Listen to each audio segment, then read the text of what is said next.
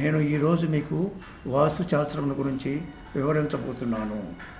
వాస్తుశాస్త్రంలో ప్రధానమైనటువంటిది దిక్కులు. ఈ దిక్కులను అనుసరించి స్థలం యొక్క స్వరూపం ఏర్పడుతుంది. ఈ స్థల స్వరూపమును, ఈ దిక్కులను తెలుసుకోవాలంటే ముందు మనం దిక్సూచిని ఉపయోగించాలి. ఈ దిక్సూచి ద్వారా స్థలంలో ఏ దిక్కు ఎంత పెరుగున్నది మనకు అంతపడుతుంది. దానిని అనుసరించి నిర్మాణం ఎలా చేయాలి అనేది ప్రధాన ఉద్దేశము. కొన్ని ప్రదేశాలలో సూర్యోదయాలు, సూర్యాస్తమయాలు ఈ విధంగా ఉన్నాయి. కొన్ని చోట్ల స్థలంలో సూర్యోదయం ఎలా ఉంటుంది, కొన్ని స్థలాల్లో సూర్యోదయం ఎలా ఉంటుంది, కొన్ని స్థలాల్లో సూర్యోదయం ఎలా ఉంటుంది.